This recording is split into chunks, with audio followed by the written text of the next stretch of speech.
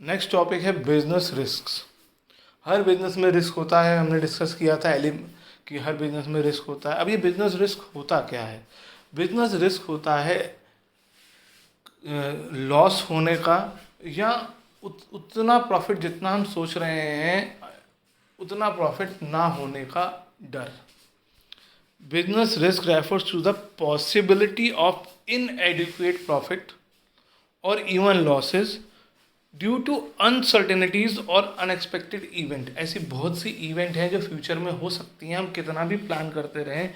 किसी ने कोरोना के बारे में सोचा था, इतना कितना भी आप प्लान करते रहें, कई बिजनेसमैन ने कितनी कितनी प्लानिंग करी होगी, लेकिन उनको इस प्लानिंग को कहीं, जैसे मूवीज़ आने वाली थी बहुत सी, तो वो मूवीज़ नहीं शुरू आ पाई। क्यों? क्योंकि कोरोना की वजह से सब लॉकडाउन हो गया। आज की डेट में भी सिनेमा हॉल नहीं खुल रहे हैं।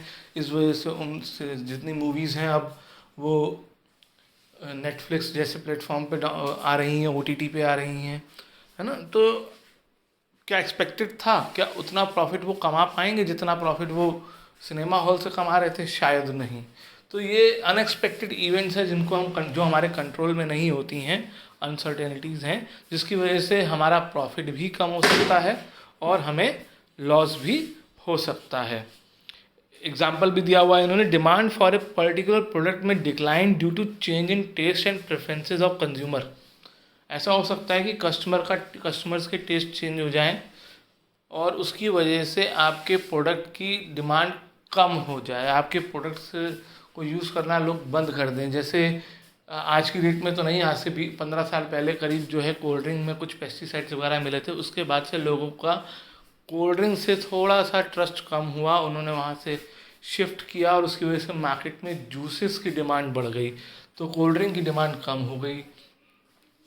ऐसे ही इन्होंने एग्जांपल दिया, due to increased competition from other producers, नए प्रोडक्ट आ गए। पहले नोकिया नंबर 1 हुआ करता था इंडिया में, आज से 20 साल पहले हर एक पर्सन के पास नोकिया का मोबाइल होता था। लेकिन जब एंड्रॉयड फ़ोन्स आए तो सैमसंग आगे निकल गया और नोकिया बहुत पीछे रह गया। आज की डेट में नोकिया ज़्यादा इतनी गुडविल नहीं है उसकी, जबकि एक टाइम में वो बहुत ज़्यादा डिमांड में था, तो उसकी डिमांड कम हो गई क्योंकि, और इसी वजह से उसकी सेल भी कम हो गई और प्रॉफिट्स भी कम हो गए। एक और इन्होंने एग्जांपल दिया है कि अगर मार्केट में आप जिस रॉ मटेरियल की शॉर्टेज हो, तो शॉर्टेज की वजह से उसकी प्राइसेस हायर हो जाती हैं। प्राइस हायर होने की वजह से आपको वो महंगा ख़रीदना पड़ता है, जिसकी वजह से सिंपल सी बात है आपकी प्रॉफिट में कमी आएगी, क्योंकि जितने में आप बेच रहे हो उससे उससे जितने में आप पहले ख़रीद रहे थे उससे ज़्यादा महंगे में ख़रीद रहे हो। और नॉर्मली आप बेच बहुत ज़्यादा हाई प्राइस पे नहीं पाते हो, नहीं तो आपकी सेल भी कम हो जाएगी। Business enterprise constantly face 2 types of risk. 2 तरह के रिस्क हर बिजनेस एंटरप्राइज को देखने पड़ते हैं, झेलने पड़ते हैं। एक स्पेकुलेटिव और एक प्योर रिस्क। स्पेकुलेटिव रिस्क वो होते हैं जो मार्केट में चेंजेस में फ्लक्चुएशन के साथ, डिमांड और सप्लाई जिसकी वजह से चेंज होती है, changes in price, changes in fashion, जिसमें दोनों तरफ मूवमेंट हो सकती है, ऊपर नीचे। आपके क्या कहते हैं, उसमें प्रॉफिट बढ़ भी सकता है, आपका प्रॉफिट कम भी हो सकता है।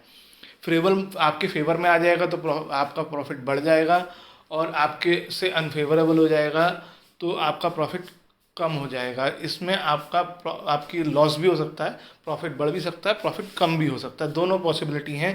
ये स्पेकुलेटिव रिस्क होता है जिसमें दोनों पॉसिबिलिटी होती हैं। प्योर रिस्क वो रिस्क होता है जिसमें आपको या तो लॉस होगा या कुछ नहीं होगा। जैसे अर्थक्वेक आया, तो अर्थक्वेक अगर आएगा तो हो सकता है कि आपको नुकसान हो जाए, आपका गुड्स सारे डैमेज हो जाएं। और अर्थक्वेक नहीं आया तो गुड्स वैसे के वैसे रहेंगे, उससे आपको प्रॉफिट होने की पॉसिबिलिटी नहीं होती है। प्योर रिस्क वो हैं जिनकी वजह से अगर वो इवेंट होती हैं तो आपको लॉस हो जाएगा, और अगर वो इवेंट नहीं होती है तो नो प्रॉफिट नो लॉस की सिचुएशन रहेगी। Pure risk involve only the possibility of loss और नो लॉस, जबकि स्पेकुलेटिव रिस्क में तीनों हैं, लॉस भी हो सकता है, नो लॉस भी हो सकता है और प्रॉफिट भी हो सकता है। There occurrence may result in loss whereas non occurrence, यानी वो नहीं होंगे, may explain the absence of loss. मतलब अगर वो नहीं होंगे तो आपको लॉस नहीं होगा, प्रॉफिट नहीं होगा, ऐसा नहीं हो सकता। प्रॉफिट होगा ऐसा नहीं हो सकता कि मान लो अर्थक्वेक नहीं आया तो फ़ायदा हो गया, फ्लड नहीं आया तो फ़ायदा हो गया, सूखा पड़ गया तो फ़ायदा हो गया, कोरोना आ गया तो फ़ायदा हो गया, ऐसा नहीं होगा। आपको जो है या तो नुकसान होगा या कोई नुकसान नहीं होगा। ऐसे रिस्क प्योर रिस्क कहलाते हैं। और जिसकी वजह से जिनका जिसमें फ़ायदा भी हो सकता है, नुकसान भी हो सकता है, ऐसे रिस्क जो हैं वो स्पेकुलेटिव रिस्क कहलाते हैं, जिसमें दोनों कंडीशंस पॉसिबल हो सकती है। हमारे फेवर में आ गया तो प्रॉफिट हो गया, हमारे अगेंस्ट चला गया तो लॉस हो गया। Nature of business risk, business risk का नेचर कैसा है, उसका करेक्टरिस्टिक्स क्या है, वो हम यहाँ पे डिस्कस करेंगे। पहला है business risk arises due to uncertainties. Business risk इसलिए अराइज होता है क्योंकि फ्यूचर अनसर्टेन है।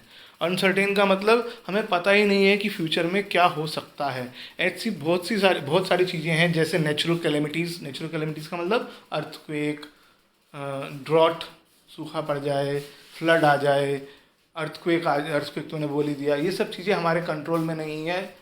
बहुत ज़रूरत से ज़्यादा बारिश हो जाए, ना बारिश हो, ये हमारे कंट्रोल में नहीं है। तो क्या कहते हैं, नेचुरल कैलेमिटीज़ हो गई।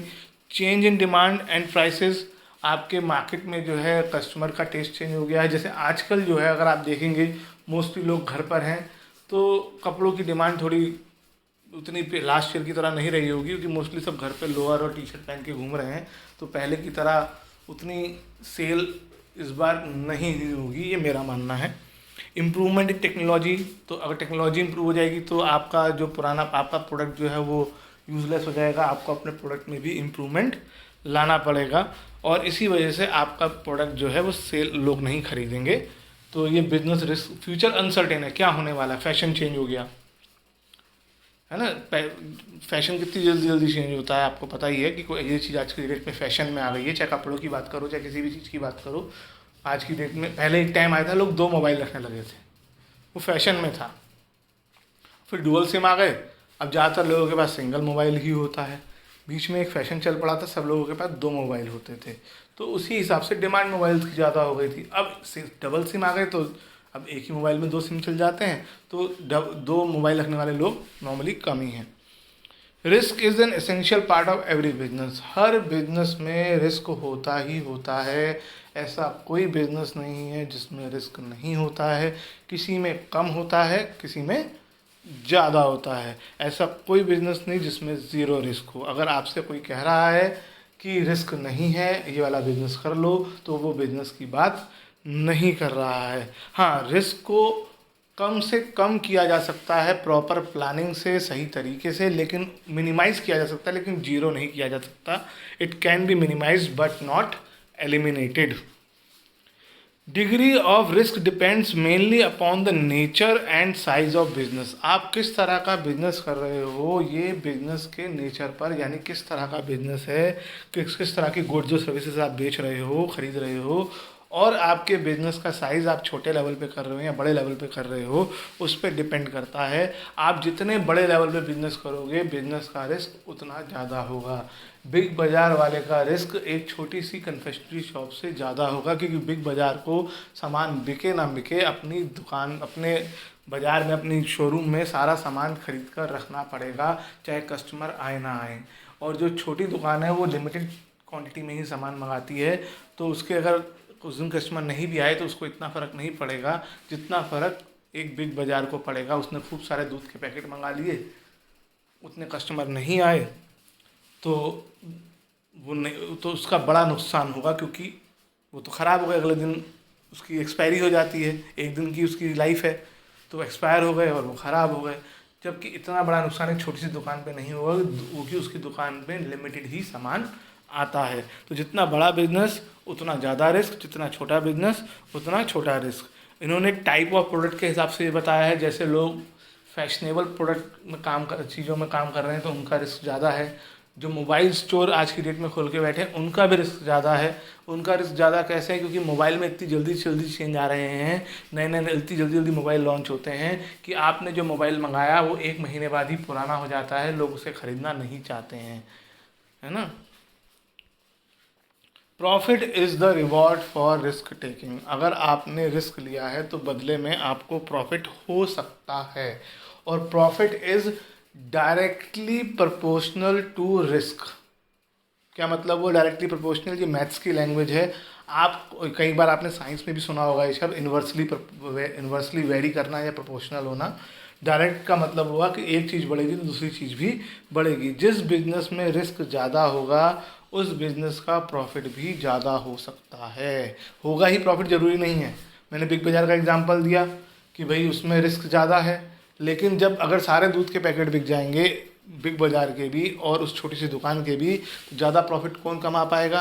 बिग बाज़ार कमा पाएगा, क्योंकि उसने रिस्क ज़्यादा लिया। जिस बिज़नेस में जितना ज़्यादा रिस्क होगा और उस बिज़नेस में उतना प्रॉफिट ज़्यादा होगा। No risk no gain, higher the risk higher the gain.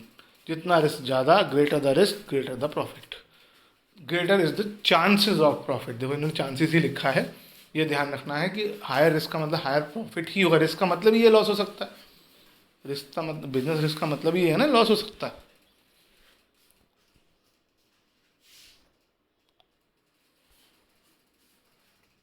Next है causes of business risk. Business risk कैसे होते हैं? बिजनेस रिस्क को डिफरेंट टाइप्स में क्लासीफाई किया गया है। जो बिजनेस, जितने भी बिजनेस रिस्क हैं उनको डिवाइड कर दिया गया है कि किस वजह से हो सकते हैं।